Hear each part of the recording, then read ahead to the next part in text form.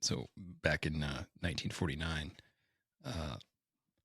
this little boy named Ronald Hunkler, he was possessed by the devil. Maybe not.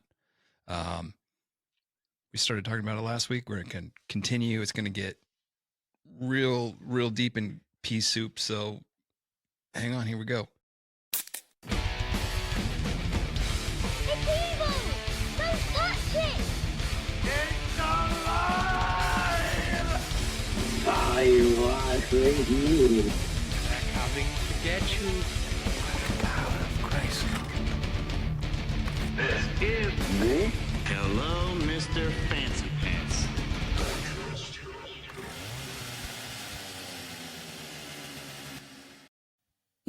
What's going on, man? Spooky What's going season's on, man? still here, You're- as far as I'm concerned.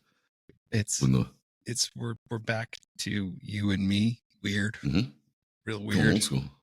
and super I old still- school. I still feel like with the foliage being like it is outside, and it's not super stupid cold yet. I still feel like it's like the spooky season. But then last night I got home off the road and I could see a glow coming from my daughter's room. I'm like, what? She had a Christmas tree put up in there already. Oh yeah. The day after Halloween, my mom texted me pictures and she's got it up. Actually, no, it was Halloween. She had the Well- fucking Christmas tree. I So, won't do it yeah. until after Thanksgiving. It's usually the Sunday after Thanksgiving, or at least the weekend after Thanksgiving. It's just like, no. Mm-mm. My wife's pulled in all of her plants from outside. It's starting to get cold here in Texas, you know, Yeah. Is it- getting a frost. So it's like a jungle in my house. I was like, we should just wrap Christmas lights around all this shit and just be done with it. Just be done. She counted. She's like, there's like 49 plants in here. I'm like, I believe it. Yeah. Yeah, you don't need a Christmas tree. You got a Christmas jungle. That's right. Christmas stringing jungle. lights. Well, you know you are. You're in the Christmas jungle, baby. You're gonna ho ho ho. Just- Oh, Doing this episode makes me, and I'll probably end up, well, tomorrow I'll be off with our buddy Derek's, right on. and then be looking for Todd in St. Louis at the Pantera Metallica show. Right on, man. I'm a little jealous, but that's all right. Saturday I might watch The Exorcist. I think it's Believer.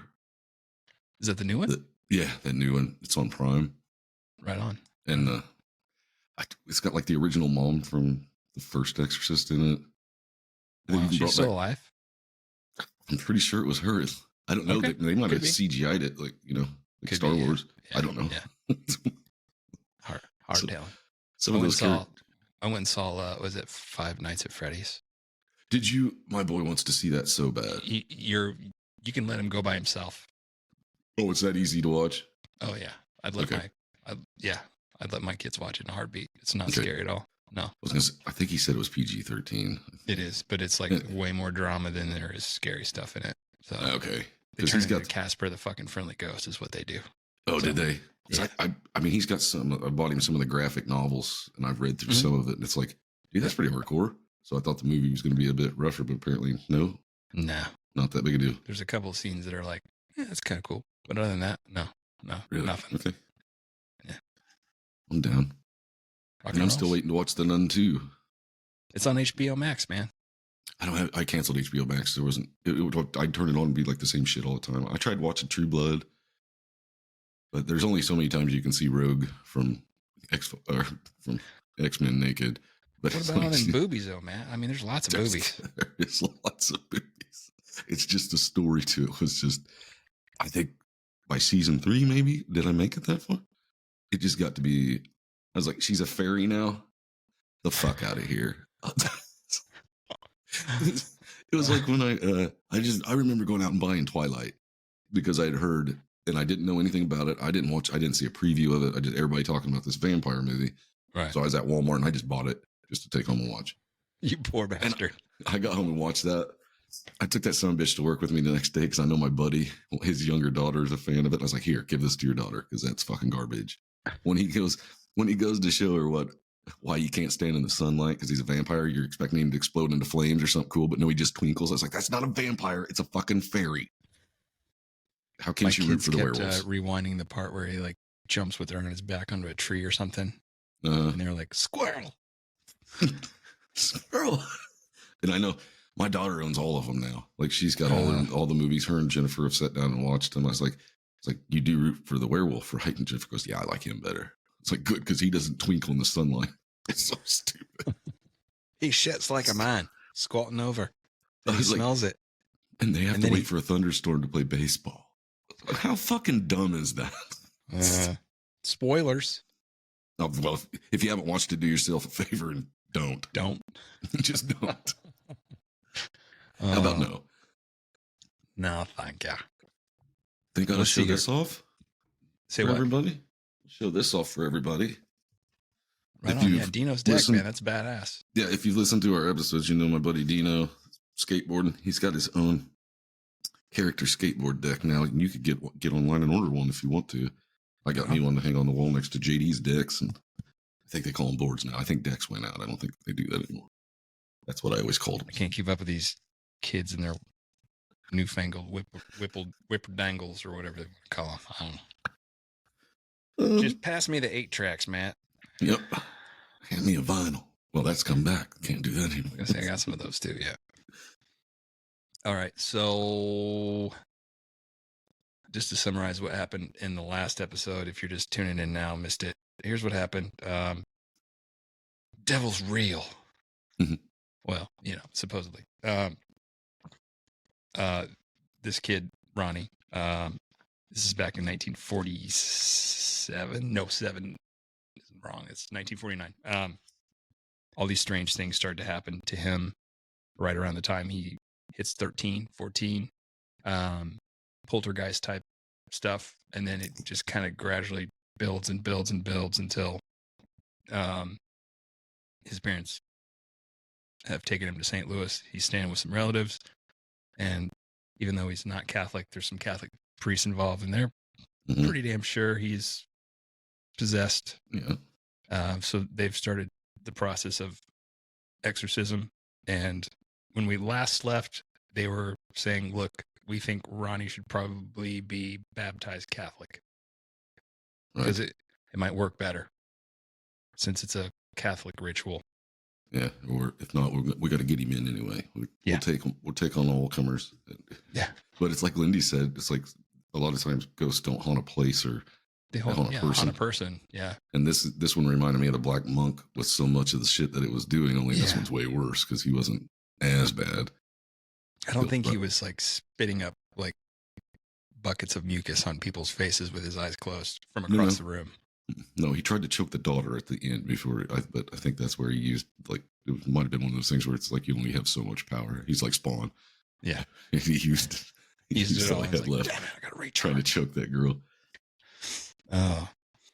So yeah, like I said, we left. I think it was March 20th, 21st, something like that. 1940. What did I say? 7, 9. I can't remember. 9. 9. 49. Thank you. And once again, this all comes from The Devil Came to St. Louis, the uncensored version, the true story of the 1949 exorcism, written by Troy Taylor. And most of this is based on the Exorcist diary that all these priests kept for this. So we kind of debunked some of the bullshit from the movies in the last episode. Like there was no Ouija board and all that stuff. Anyway, so blah, blah, blah. This kid spit on people. He's whipped out his wanger and pissed all over the place. And then he's farting and they have to open the windows because it smells so bad. And White Castle. White Castle. Yeah. Nothing but White Castle. He's in St. Louis. They're all over the place. So here we go. It is March 23rd now. This would be 2 days after the last entry. Father Bodern, sets up a room in the St. Francis Xavier Rectory for Ronnie and his father to stay in. And that evening, Father Bodern, along with Father Bishop, who we talked about in the last episode as well, and Walter Halloran, who was the student, the one that was driving the car the first time. And he's like, oh, by the way, we need you to hold the kid down because we're going to perform an exorcism. And he was just like, okay. So those men, along with Ronnie's father and another pastor named Father William Van Roo, they go into Ronnie's room that evening to recite scripture. And Ronnie starts pulling his bullshit. He's kicking, he's screaming, he's throwing haymakers, a Halloran. It takes 3 of these guys to hold him down. And then Van Roo's like, oh, Mr. Halloran, or Father Halloran, or he's not a father yet. He says, you're holding the boy down too tightly. So Halloran lets go of the kid, and then Ronnie proceeds to break his fucking nose. Yeah. That worked out well. Then Ronnie turns around and hits Van Roo in the face, giving him a nosebleed. He gives him a bloody nose. The whole He's time a this is going boxer. on, Father Bodern's reciting from the Ritual Romanum, and once again, this kid starts to urinate, break wind, kicking, screaming. Edwin actually ran to open the window because the smell became so unbearable that they were like gagging. Sulfur farts. That's fucking White Castle for you. Yeah. Fucking White Castle, man. Then Ronnie starts screaming, I'm in hell. And then he turns to Father Bodern and he says, I see you. You're in hell. It's 1957. He's like he's trying to predict his death. Mm. Then Bodern turned pale for a second. And for the first time, he just kind of stopped saying his prayers and kind of lost it for a second. And I think that's the job of the demon. Yeah. To get you off your game, and he let it in. Yeah. Yeah. And Yep. it's been doing this the whole time.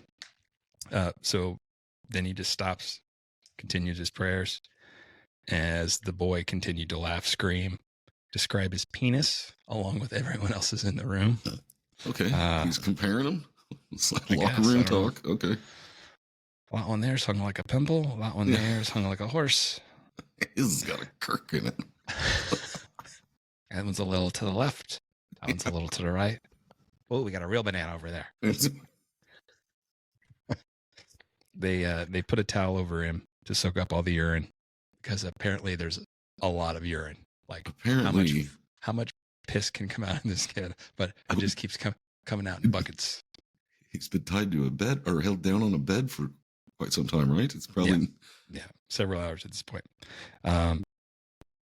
Ronnie manages to get a hand free, tosses the towel on the floor, and then proceeds to pretend like he's jerking off on the bed. Then they pin him back down to the bed again. He screams obscenities for the next few hours until around 2 a.m. when he just kind of goes limp and falls asleep. I wonder if the jerking off part is where they got for the Exorcist, the crucifix scene when I believe so. Finds it underneath the pillow. Yeah. So now we're on Thursday, March 24th. We got a ways to go, man. Okay. I'm just reading this stuff out of the entries here. So that's the next day. Ronnie remained at the rectory. They continued the exorcism the next evening. Several other unnamed priests were there as well to assist. Highlights this evening include Ronnie calling one of the men a fat ass with big teats and telling the same man he would be with me in hell in 1956. He's predicting his death too, huh? Yeah. Right. Which none of these came true, by the way. Yeah. It seems like a lot of these exorcisms take a lot of time. John Constantine, it didn't take him very long. He found out whatever thing it was he needed and put it to their forehead. It's over pretty quick. No, that's Keanu Reeves. These are old because priests. This is real life. I know. We're not talking about John Wick, okay? We're not talking about a comic book. We're not talking about Ted Theodore Logan. Yeah. Let's see. Other hits that evening include mentions of kissing my pecker, using my stick, and accusing the priests of having large units that they like to rub up and down. Okay, sword fighting. All right. One of the priests rumored to be there that night said that Ronnie brushed them off, all the men, holding him down, lunged at Father Bodern, who was holding the ritual book, and when Ronnie hit the book with his hands, it dissolved and fell like confetti. Oh. Yeah. Yeah, that's pretty cool if that happened. Okay. Yeah. Well, okay, terrifying. But I wasn't there, so it's cool. Then Father Bodern just grabbed another copy, and they continued until 2:30 that morning when Ronnie finally passed the fuck out. Why would you? That's one of those things that he might be passed out, but why would you stop? Why wouldn't you keep going? Wouldn't you just keep doing the ritual? I think they're all exhausted. I mean, or it's kick their ass too, probably. Yeah. I mean, just take 3 or 4 of them to hold them down. Right. And You try one's doing got that a for broken fucking nose. 5 or 6 hours, dude. You're gonna be worn out too. One's got a broken nose. The other one nosebleed at least. Yeah. All right. So the next day, Friday, March 25th, during the day, Father Bodern spends as much time as he can with Ronnie, continuing to teach him the Catholic faith with no incidents. That evening, several of the Jesuit priests joined them, and they arrived after Ronnie had gone to bed to help pray. Exorcism continued, with Father Bodern continuing after Ronnie finally falls asleep. Oh, so he did. Oh, so he wasn't as tired that time. So he kept going that time. Yeah, and Okay. this night, nothing happened. And everyone's thinking like, okay, maybe this is over. Maybe we got it. Maybe it's under control. I'm guessing it's the calm before the storm, isn't it? Pretty much, yeah. More so. Yeah. I love that part. Oh, okay, we did it. It's over. It's good. Shit. It was haywire. So we're up to Saturday, March 26th. Okay. And that morning, Ronnie and his dad go back to his uncle's house. No incidents. Nothing. Now, the next day, once again, make it through the whole day and night without an incident. Nothing See, happened. it's like it's wanting you to think it's all good and leave me alone. Like, yeah. And I don't know if we touched on this. They were trying to get back to Maryland. Like Ronnie's dad had to go back to Maryland just because he'd missed so much work. Is like, look, if I want to keep my job, I got to go back and work for a while. So he kept going by train back and forth this whole time.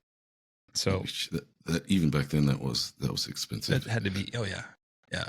And it would probably take at least a whole day. Well, St. Louis to Baltimore, or was it in Baltimore or just somewhere else? Closer to Maryland? Washington D.C. Yeah. Oh, okay.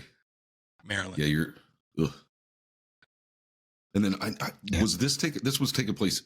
It was at the church, or it was at a Well, so far we've been home near the church. It was the rectory. The near rectory church. of the church. Okay. Yes. Okay. And then we've also been to the hospital that is associated with the rectory, the church, and St. Louis University. Okay. And then remember, nothing happened that night that he was there. Right. They wanted everybody to get some rest. That was the last episode. Check it out if you want to check it out. I've been past all these places. I've never been in them, but that might be one of those things where I wouldn't mind taking a detour, just going in that church and checking it out. I've been in it because a friend of ours, the one that I grew across the road from. Oh, yep. That's the church he got married in. Crazy. But you didn't know that at the time, did you? No, I had no idea. Yeah. It's a small world. It's a little world. So, where was I? Oh, yeah. Oh, sorry. Yep. So the next day Nothing was Monday, happened. March 28th. This is after, a couple days, nothing's happened. So Ronnie's dad returns to Maryland. And then Ronnie's mom starts making plans for their return to Maryland. And same day, Father Bodern comes back just to check on Ronnie. And Ronnie's like, I'm fine. He doesn't remember anything. Like He's got- all the shit that's happened to him. He's just like, he's blank. I'm imagining the priest walking in with like a WWE belt over his shoulder going, yeah, I took care of it. You guys be safe. Have a good one. Can you smell what the Lord's cooking? Yeah. We came, we saw, we kicked its ass. Could be. It could be. Um, Just, I could just imagine the strut of that dude walking in there going, that's right. You guys are welcome. You're trying to act all cool about it, It's like, it's just my job. It wasn't me, it was the Lord. just doing the Lord's work, kicking ass for the Lord. I kick ass for the Lord. I haven't watched that movie in a while either. Need to watch that. The sketch they did on Saturday Night Live a long time had Richard Pryor in it. Was the sketch of The Exorcist. I remember this. Richard Pryor's trying to hold him back. He goes, your mama's soul sucks in hell. What'd you say about mama? Yeah. Good shit. Get shit out of her. Good shit. So nothing really happens. So last entry we had was Monday. Nothing's happened since the Friday. So we make it all the way to Thursday, and Ronnie gets out of bed late. It's like around 11:30 p.m. Tells his mom he's not feeling well. She tells him to go back to bed. But he says, I'm kind of scared. He begs her to come back with him. And she follows him. As soon as he gets into the bed, his eyes cloud over, seems to go into a trance, and he just sits on the bed and it starts shaking. And then he speaks in a monotone voice, and his mom wrote down what he said. I will stay 10 days, but return in 4 days. If Ronnie stays. Gone to lunch. If you stay and become Catholic, it will stay away. Well, Odell, God will take it away 4 days after it is gone. 10 days. God is getting powerful. The last day, when it quits, it will leave a sign on my front. Father Bishop, all people that mingle with me will die a terrible death. what the fuck? It's like part of that's for his mom, Odell. Right. Part of that's for Father Bishop. Yeah. And the other is just a statement. Yeah. How? It's all fucked up. I don't know. Yeah, it doesn't go together very well, does it? No, it doesn't make any sense, but that's like word for word from page 176 in the Kindle edition of this book. That's what it said. Okay, that'll throw me back to the Black Monk too, because it came, fucked around, and then left for like a long period of time before it came back and really done its business. Kind of letting you think everything's all right, or maybe it was building up energy, an all-you-can-eat buffet and get like bulked up, leveling up. Yeah. Amping up. All right, so after this, Odell calls Father Bodern, told him what had happened. So he came to the house around 1 a.m. And because of what she told him, because of what she'd written down about Father Bodern, he had brought in Father Bishop. He had brought in Father Van Roo in his place. That was the last part of that. It was, if you mess with me, you're gonna die. You're gonna die. Yeah. You're gonna die. Sore throat. Sorry, I can't do Axl Rose today. Can do it on no days. Yep. So the two priests come and begin the ritual Romanum. And Ronnie just asks for a pencil, and because he's not acting like a fucking crazy psychopath, they're like, "Fine, give the kid a pencil." I think that's a bad move. That's a bad move. I'm picturing the Joker's magic trick from Batman: The Dark Knight. Gonna make the pencil disappear. Here. Ta-da! Yeah. For the next several hours, Ronnie scrawls on the bed sheets, on sheets of paper placed in front of him. When asked his name, the demon told them, "I will answer to the name of Spite." Spite. Yeah. Spite now. So the next day in the entry is would be Friday, April 11th, very next day.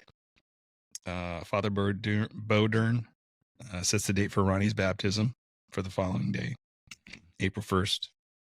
Joke's on you, devil. Yep. Or maybe See not. how this goes. Yeah. So does the water start boiling? Yeah. This is kind of eventful. On the way to the church, Ronnie's sitting between his mom, Odell, and his dad named Edwin, and Ronnie's uncle Leonard's driving the car. When they get within a few blocks of the church, the car radio starts to just suddenly go to static. And then Ronnie screams, "So you're going to baptize me?" And then he starts laughing repeatedly. And then he proceeds to fly from a seat toward his uncle, grab the steering wheel, and aim a car for the curb, shouting, "You son of a bitch." I thought it was going to be like the Omen where he just started screaming. This is much worse. Yeah. If he starts laughing. Yeah. So his uncle Leonard reaches down, pulls the emergency brake, just as the car's bumper stops on a light pole. Handbrake curve. Then Ronnie grabs his mom by the throat. His uncle jumps out of the car, and the radio just keeps playing static. It's turned off. The car is off, but the radio continues. But the radio's still going. Yeah. Okay. And what's his dad doing during this? How's come the uncle's doing everything? He's trying to get the kid off his mom. Oh, yeah. So it's taking both of them. Holy so shit. His uncle Leonard gets in, and They manage to get him off Odell. Odell gets out of the car. Then she gets in the driver's seat. She jumps in the front. Leonard takes her spot in the back to help Edwin hold him down. Odell starts the car, turns off the radio. And guess what? Still playing? The radio is still fucking static as they continue to the church. Just like those movies where they unplug shit, it still keeps going. Yeah. Fuck. If that ever happened, I swear, if that ever happened, like you're like, shut off and pull the plug and it keeps going. I'm gone. I'm fucking out. Yeah. Fucking out. Yeah. Hopefully everybody else in the house is awake and I can take them with me because I don't know if I'm going back to check. I'll text him. I'll text him on the way. Know what's going on. Be like, hey, by the way, you might want to get the fuck out. Yeah. Run away. Just a little FYI. So when they finally get to the church, Father Bodern is right there on the steps and he sees what's going on. He directs him to the rectory, which is right next door to the church. He does not want to take Ronnie into the church because he's afraid that it might stay in the church if he takes it into the church, which would be bad. That would be bad, but also I would think that if you could show the people that if it worked, I mean, that would be pretty great for people's faith, I think. It would be, but at the same time, you have to understand, this is all in secret. This is all in secret. They didn't want, Yeah. So he directs him to the rectory, and then after 4 hours, they finally managed to baptize Ronnie. I mean, this kid's 4 hours to get a 4 little hours kid to get him to like take the wafer. Do communion and. Mm-hmm. So you're not even supposed to do that if you're not already Catholic. You're not supposed to take communion with them until you are Catholic. I could be wrong. It could just be the actual baptism. Yeah, because if you go to you're right. It comes later. If you go to a Catholic church and you're not Catholic, they don't want you to take communion with them. Because we're on Friday. They want him to take communion on that Sunday. Okay, so they're going to baptize him Catholic, then he can take communion, and that'll pulling out all the stops. We're going to get this. Yeah, we got to get this out of this kid. I left out a bunch of shit that happened that night just because it's the same shit we've been talking about for the last hour and half. Pissing, jerking off, saying horrible things. Yeah, spitting in people's faces and hitting them, never missing with his eyes closed. Right. I mean, this kid's got great aim. Straight boxer. Yeah. So the next day, Saturday, April 2nd, Bodern had thought that the baptism would help Ronnie, but that's the day things start to get worse. Once again, he wakes up in the rectory. The black monk, when the uncle tries to go there and bless the house because the priest just tells him what to do, and he's like, "I got this." Yeah, and that's when shit gets real. That's when shit got real. Yeah. Oh, so that's what you want to do? Okay. Yeah. I was only messing around making messes before. Now I'm going to get evil. I'm going to get evil up in here. So, Ronnie had always been sort of coherent during the day. At some points it was always in and out, but he'd wake up and he'd be fine. Wouldn't remember anything. Occasionally. Right. Yes. Okay. But that day on Saturday, April 2nd, he woke up in a trance-like state that lasted over 15 hours. He never got out of bed. He became more violent, thrashing around and barking and howling like a wild animal. I've heard that too. Yeah. Yeah. Go, baby, go. That wasn't that nice. Yeah. Are there any recordings of this boy that they made, or probably they were trying to keep it secret? They didn't want any of this. Like I said, Father Bodern, or I'm sorry, not Father Bodern. Father Bishop is the one that kept this exorcist diary. And like if it wasn't for finding the diary, people wouldn't have. This was only found right before they were tearing down the hospital. So that was basically kept for himself or church records. It was supposed to be for church records to help in case future cases if they need. Yeah. Okay. And if the church would have had their way, it never would have seen the light of day. Right. That wouldn't. Yeah. So. Good thing there ain't a lot of stuff like that goes on. A lot of secret stuff we're not supposed to know about in the Vatican or anything like that. I'm sure that place is just this wide open place where you can just go in there and check out everything they have. Yeah, I'm sure it is. Yeah. Mm-hmm. come right in, just take a tour, whatever you need. What Whatever you you looking need to see. for? They don't even let their own priests go into some of them rooms. We got enough power of Christ to compel you. We got enough to go around. Just how much you need. You can't go in there. That's where we keep the children. Hey, Matt. Hey. All right. Ooh. Boing. All right. So that Sunday, April 3rd, the priest gave Ronnie Holy Communion, which took over 2 hours. He kept spitting out the host, the Okay, wafer yeah. representing the body of Wouldn't Christ. accept it. Yeah, you got to accept it. Yeah. Yeah, they finally get him to swallow it. And as soon as he does, the atmosphere of the room immediately changes. He seems to calm down and relax. So at this point, they decide to take him home. All right, Peter. So they say, okay, well, we're going to take you home now. And as soon as they get in the car, Ronnie grabs one of the priests by the neck, named Father O'Flaherty. I'm guessing he might be Irish. A little bit Irish, yeah. Possibly. And it takes Edward and Father Bodern to get Ronnie off of him. And they have to hold him down the rest of the way. Why are they so quick to think it's all over? After the last time, we gave him one of those wafers, and he's good now. Yeah, he's good. Yeah. He's got a magic cookie. We're gonna be it's all good now. Yeah, that was even Nabisco brand. We broke out the good ones for him. Now this is all in the morning. Okay. So when he gets back to the house, Ronnie goes from acting completely normal 1 minute to just like hunching over in the corner, growling under his breath the next moment. He's gotten feral. Yeah. This is not good. Yes. We're going to have to put the boy down. It's like Old Yeller. So Bodern returns that evening with Father Bishop and Father O'Flaherty. I'm probably fucking that up, but and then they start reciting their prayers again as Ronnie sits on the bed. And at one point, Ronnie rips the ritual Romanum out of Father Bodern's hands and he just tears out several pages. Wow. So Father Bodern grabs another copy and just keeps going. I picture he's got like a Encyclopedia Britannica salesman kind of fucking briefcase or whatever. That's just like copies on copies in this. Yeah. Copies on copies on copies. Yeah, I'll get my next one. So when Father Bodern asks for a sign or name or date of departure in Latin, Ronnie stops him, repeating the phrase in Latin, then laughs and tells him to stick it up his ass. Uh-oh. Now, Ronnie doesn't know Latin. I was assuming he didn't, yeah. Yeah. So Father Bodern continues the ritual.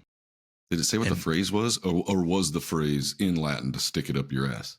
That's what he was saying. Ronnie says, stick it up your ass after he asked, like what he had asked in Latin was sign or name and date of departure.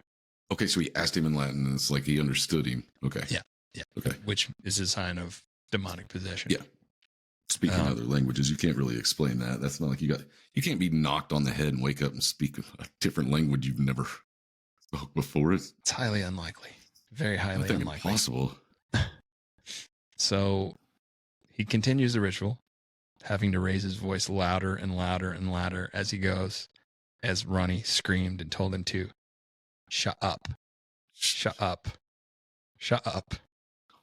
There's a little Grant reference there for you. Yeah, shut up. Very soon after this, more scratches start to appear on Ronnie's body. The number 18 appeared several times all over his body. And then finally at 1:15 a.m., Ronnie comes out of the trance and the session ends. So next couple of days go by. They're very similar. But Ronnie's parents have already made plans to return to Maryland. So they're going to go back to Maryland. And Father Bodern is like, shit, I don't know if I should just let this kid leave. So at the last minute, it worked out so well last time. Right? So at the last minute, he decides to go with them. And he took Father Van Roo with him. And when we get to Maryland, he spends several days trying to find someone else to continue this exorcism. But no one will do it. They say there's no one suitably accepted by the church to take his spot. And so it continues. could picture him walking into a Catholic church. Excuse me, Father. Wait, you want me to what? Fuck you. That's above my pay grade. Yeah. No way. You got yourself in this shit. I got things Yeah. to do. So during this time, one evening shortly after they arrived back in Maryland, it all starts again. So Father Bodern, Father Van Roo, alive 30 minutes after they get the call from Ronnie's mom, and they begin their prayers again. And every time they mention Jesus or Mary, scratches appear on Ronnie's body. Uh-oh. And it's described as like, it looks like razor blades from the inside, Yeah. making these cuts. And he's like, Terrifying. he's bleeding very profusely from all this. Before the night was over, the words hell, spite, and several numbers were scrawled all over his body. But they continue the ritual until suddenly a deep, dark voice comes from Ronnie, one that neither of the priests or Ronnie's parents had heard before. And it says, I will not go until a certain word is pronounced, and this boy will never say it. Or it might have sounded more like, I will not go until a certain word is pronounced, and this boy will never say it. Something like that. That was fantastic. So they continue the Felt your ritual anger. until it's complete completion. All right. And then they examine Ronnie's body and they count over 20 sets of scratches. And by 20 sets of scratches, I'm talking like 20 different spots where he's got numbers or words all over him. Yeah, I'd be like, And stop counting and get the fucking peroxide, some bandages and some shit up in here. Right? It's like this gets weird. It's not my job. I just open this book and I say these words in Latin. That's not my job. By the way, your bill's going to contain the amount that it's Get going this to cost you boy for some three iodine. He's going to need some iodine. for 3 copies of that book that your boy went through. Yeah. So we're now up to Friday, April 8th. And Father Bodern sits down and talks with Ronnie's parents because the entire time he's been there in Maryland, he's found no one that will help them continue this process and no place that will have them perform an exorcism. There's only one place he's found, and that's back at the Alexian Brothers Hospital in St. Louis, where Ronnie had spent the night once before. That's the only place. So either all these people are terrified of it and believe it, or they think that it's full of shit and don't want to be bothered with it, maybe. I imagine it's more fear, I would say probably. fear, yeah. Well, you're not really doing your job. I must not fear. You're not really doing your job as a priest or a religious person at all if you're not willing to help out some kid that didn't do anything wrong. Well, they don't know that he's not mentally challenged, so. All right, so 2 days later, Sunday, April 10th, Palm Sunday, Mhm. Ronnie is admitted once again to the secure ward, which is the nut fucking ward, Mhm. the nutter ward of the Alexian Brothers Hospital in St. Louis. And that night, they began again, and this would last until Monday, April 24th, with more of the same highlights, including Ronnie levitating off the bed, his body contorting back so far that his feet touched the back of his head. Damn. Mm-hmm. Yeah, see, you can't levitate. I don't care how fucking crazy you are. So you can just throw that shit out the window. This isn't a mental thing. Yeah. Telekinesis, Kyle. Dusk Till Dawn. The movie Dusk Till Dawn. And then go, what were they? Psychos? Psychos? Did those look like psychos to you? Psychos do not explode when sunlight hits them. I don't care how fucking crazy they are. Vampires. Yeah. We're fucking vampires. Yeah. So, this ritual ends at 10:45 p.m. on Monday, April 24th, when a new voice comes from Ronnie, claiming to be that of Saint Michael the Archangel, and it says, I command you, Satan, and the other evil spirits to leave the body in the name of Dominus. And that's the word Ronnie would never say. Dominus. Oh, isn't that like Latin for Lord, I believe. I think it's the female version of it, though. Could be. I think Dominus would be like probably talking about Mary if I had to. I can't remember. It's either Father or Lord. Is it? I thought Domina was, or did you say Dominus? Dominus. Dominus. Okay, I think Domina might be the female. Yeah, this is U.S., not A. Okay. So it would be Dominus. male. Yeah. Okay. So Ronnie's body contorted violently for several minutes. Then he sits up, smiles, and says, he's gone. And that was it. They never got the demon's name. He explained a little bit here. Okay. Ronnie left 12 days later with his parents. Did you say it's the Archangel Michael or Gabriel? What was it, Michael? You said it's Michael. Saint Michael. Yeah, you don't really need the demon's name if he's coming down. I think you're going to be okay. He's going to wear a mask. Yeah. He described it like he said that, how before he said that he'd seen like this dark figure and it just gotten smaller and smaller. He said he saw like a figure that looked like a knight that fought these things off and pushed them back behind this gate.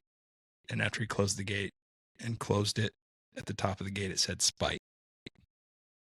Really? So that may have been the demon's name, Spite. Ooh. Okay. Yeah. I didn't really write that down just because I was like, oh, we're already like page 47 into this. I'm glad you threw that part in there. That gave me a little bit of chills when you closed the gate and said Spite. Close the gates of spite. So 12 days after this, April 24th, his parents and Ronnie they all went back to Maryland. And then 2 years later, they would reunite with Father Bodern and Father Bishop on a visit to St. Louis. And that would be the last time they would ever meet. As I stated in the very first part of the first episode, Ronnie grew up, went to college, graduated with degrees in chemical engineering and psychology. He ended up working for NASA, invented ceramic insulation, which they use on the space shuttles to prevent from burning up on re-entry into the atmosphere. And then several years later, this gentleman by the name of William Peter Blatty would see this article written by the Lutheran priest recounting the tale of the haunted boy. And he would go on to write The Exorcist and release it in 1971, followed in 1973 by the screenplay he adapted for a film, which he also produced. So I used to know the director too, but I can't think of it right now. But director, I've got it written down somewhere. Frederking? Did you say Frederking? No, that wasn't trees. Damn it, I can't think of his name. There's lots of Friedkin. Okay. Friedkin. Yeah, I was close. Yeah. Yeah, I knew it was William Peter Blatty that wrote the book. And then I know he was consulted with in the movie too, right? Yes. Or code. He produced it. Produced it. Yeah. So there's lots of weird shit that happened with the movie too. And lots of weird shit associated with the movie. I think the movie was originally scheduled for 85 days of photography. Took over 200. It went over budget by 2.5 million, which would be like 12.5 million today. I know they still made their money back on that bad boy, but that was that's a lot. Yeah, that's a lot. It cost the studio $12 million to make it. Fuck. Yeah, this is back then. That's a lot of fucking money. That's a lot. It'd be like a Marvel movie today. Oh yeah, to make. I think it was delayed several times. Let's see here. 6 weeks delayed after a bird flew into a circuit breaker on the house set, starting a fire that destroyed all of them except for Reagan's room. Creepy. Yeah, a little bit. Later on, another set was severely damaged by sprinkler systems. I remember my grandma used to tell me a story about a bird in the house met somebody was going to die. Scene. Really? Yeah, you never heard that? No, I haven't heard that. I've heard like cardinals or dead relatives coming to visit and stuff like that. No, I heard if there's a bird in your house, it means somebody's going to die. Well, hopefully I don't see a bird in my house. Well, it was after, I remember it so well. I was a little kid because it was after my great grandma died and they were over there taking stuff out of her house. Okay. And a bird flew out of my great grandma's house. When my grandma was standing there with the door open, it flew out and flew past her. And I just remember she started bawling, and then I think Grandpa told me what that meant. I was just like, okay, well, I'll remember that forever. Thanks. Okay, great. Oh, gotta go. Bye-bye. No birds. Yeah. Let's see here. What else happened here? The statue of Pazuzu was shipped to Hong Kong instead of Iraq, which caused a 2-week delay. There were many injuries. Let's see. Linda Blair had constant back injuries. In the scene where she gets possessed and Reagan throws Chris backwards. It left her unable to film for 2 weeks and on crutches for the rest of the shoot with fractured coccyx. Whoa. I don't know. Yeah. I think that's your butt bone. Okay. Yeah. That's painful too. So Linda Blair fractured her lower spine after being too loosely strapped to the rocking bed, which they used in a final take for the film. Make it stop. It's more real. Stop. It's more real. Yeah. Real. Yeah. Oh, okay. So it was actually torturing her ass, and she was. Yes. Because the director was been like, man, she's really killing these lines. No, you're killing her. Fucking back. Hell. Yeah. And I wonder, I've not watched that movie in a long time. Did they? I think it's on Netflix right now. Oh, I own it. It's just I haven't watched it in a while. Did they even call it Pazuzu until the second one? I don't think they referred to it as Pazuzu 2. Part 2 is the Heretic, right? Yeah. And it's Pazuzu, I think that's all over that one, but I don't think they called it Pazuzu in the first one. It was Captain Howdy. Yeah. And then let's see what else happened. Carpenter cut his thumb off. Lighting technician lost a toe on the set, like in different accidents. Let's see here. Several people had members die. Let's see here. I'm going to try to, let's see. Linda Blair's grandfather died during the first week of production. Max von Sydow had to return to Sweden after his first day shooting when his brother died. And then one of Miller's sons nearly died when a motorcycle hit him. Fuck. Yeah. The really crazy one was Paul Bateson, who was the technician in the angiography scene. He was actually a nurse or a technician. He was convicted of murdering a journalist named Addison Verrill, like after the film's 3 years after the film was released. Yeah. Damn. Yeah. Oh boy. Yeah. Ooh, okay, that's a lot of stuff. I thought there was a lot of stuff to deal with the Poltergeist movie, but that's more. That's more. Like Twilight Zone was the one I thought was the weird one. The Twilight Zone. That's where the kids died on the helicopter and stuff. Oh, okay. Yeah. Twilight Zone movie. Yeah. Mm-hmm. But I mean, this was like the first horror movie to hit these numbers. I think it made 193 million in the box office. Lifetime gross of 441 million. With all the several sales. re-releases they've done. Yeah. Yeah. And then it was T-shirts it was the highest grossing R-rated horror film, unadjusted for inflation, until the new It came out. Texas Chainsaw didn't even beat it? Fuck no. It was number 1. Yeah. It was the first horror film to be nominated for the Academy Awards for Best Picture, as well as 9 others. So, damn. Yeah. Well, it's one of those things that it's just like my dad told me, he's like, no, that was the scariest damn thing that had ever been out. So everybody that heard that wanted to go out and watch that movie. It's just like whenever I remember I was sitting here, it was Paranormal Activity, the first one, like a preview came on, like a trailer for it. That it was the scariest movie ever made. And they're talking to all these people after the movie. And I automatically just grabbed my phone and called my brother. I'm like, dude, we're going to the cinema real quick. You're going to come with me. We're going to go watch this movie, because I knew my wife wouldn't go. And I watched and I was like, damn it, they got me. I didn't think it was that scary, but the trailer drug me in. I went to watch that in the theater with Beth, my wife. And I think I think Grant and Stephanie, I think we all went and saw it. And I just remember there were several people in the back of the theater. It was packed. And I heard for the first time, run, bitch, run. Run! I actually did. And I just fucking cracked up in the middle of it. But I don't think I went in my attic for like 3 days after that. I know my wife did go. We went and watched The Ring. I know we went and watched it, and then we went and watched the movie The Others. And that was one movie where, like, if I would have taken my arm and just raised it up and down, I think she still would have been wrapped around it because she was fucking terrified.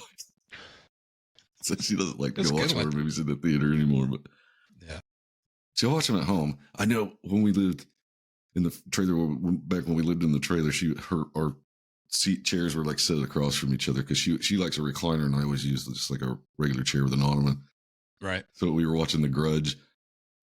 I got all the lights off watching this movie. Next thing I know, I feel something. When I look, she's sitting on the arm of my chair. She's like, I'm not sitting over there. All right. To wrap this up, Matt, some people say that this thing is all, this kid just had mental illness or something. Schizophrenia. You don't levitate with mental illness. Exactly. That's what I'm saying. I don't give a fuck if you believe in the devil, because the devil believes in you. And the greatest trick he ever pulled was making you believe he didn't exist. Yeah. I think you could brush off a lot of it as being this or that. And I'm not going to go into all the names because they've got 100 different things that they say it could be. But if you levitate or speak languages you don't know, your ass is possessed. Yeah. What do you? Yeah. That and you can. Stuff just magically appears on you. Appears on your body. Yeah. There's no. I don't think that's an actual skin condition that spells out shit. Yeah. Nope. Yeah. I'm out. I mean, we all like tattoos, but come on, be real. Yeah. I wonder if any of them scarred. I wonder if any of them scarred and stayed with him. Apparently, these were all very like superficial, and like some of the time, they would disappear the next day. They would be gone. Like you couldn't even tell. Ooh. Yeah. That's creepier somehow. Yeah. Super creepy. Yeah. Don't like that. All right. Well, once again, if you want to read this book, it goes into so much detail. I left so much out. Like I said, I just stuck to the entries in this Exorcist diary. But the book is called The Devil Came to St. Louis, and this is the uncensored version, the latest version, The True Story of the 1949 Exorcism by Troy Taylor. You can find it on Amazon, Kindle, all that good stuff. But yeah, it was interesting, and it was nice not to hear like about murder or poo for a minute. Speaking of which, if you guys are wanting the Albert Fish book, all you have to do is send in a story or something like that, and I'll just mail it to you. Or, if you want to leave us a voicemail on Spotify, you can do that. Voicemail on Spotify? Leave us a voicemail like, yeah, I'll check that out. And we'll send it to you. We'll get in touch. No problem. My wife would be happy for me to get it out of the house. I never intend on reading it again, so. It smells like shit. Yeah. It's a rough one. Mm-hmm. I'm glad we got that out of the way. We don't have to do it again. And plus on the Spotify thing, it'll ask you if you want to, if you just want to download the episode to listen to it, or you can download the video with it and watch it. Yeah. Through Spotify. So that's pretty cool if you guys didn't know that. Yeah. That's why we switched, man. Everybody wants to see your pretty face. That's what it is. I need to get a bag put over my head, but other than that, we're good. No, this is the face of a guy who just got off the road and was awake for way too long. Similar. Yeah. Very similar. I haven't had a shave. Yeah. Looks good on you, buddy. Yeah. Good on you. Well, that will wrap it up for this week, I think. Thanks for continuing to like, rate, and review the podcast. We mentioned this a couple times. If you want to get a hold of us, you can email us at hmfppod@gmail.com. You can leave us a voicemail on Spotify, or you can just yell real loud and we'll yell back when we hear it. Most likely hear it. You fucked up and said something wrong. I'll apologize later, I promise. I'll start apologizing before I hear it from you. I guarantee it. So if you listen to the past episodes and you're like, that wasn't right, he fucked up. Listen to a couple episodes in the future and I'll be like, yeah, I heard that part that I fucked up. I'm trying to fix it. Oh, Matt, this is fun. This was me. It's old And school. and after the last episodes that we did, those last two that we did, it felt good to do because this one would have been more terrifying. It's had it kind not of been fucked for up that. when we say this is a palate cleanser, isn't it? Yeah. A possessed little boy. He's a palate cleanser for what Oh, did last God time. rest his soul. Yeah. All right. Well, we'll see you guys next Tuesday. Until then, I'm Zach. Spar. Later. Later. It's evil! Don't touch it! I was with you. They're coming to get you. Power of Christ. Hello, Mr. Fancy Pants.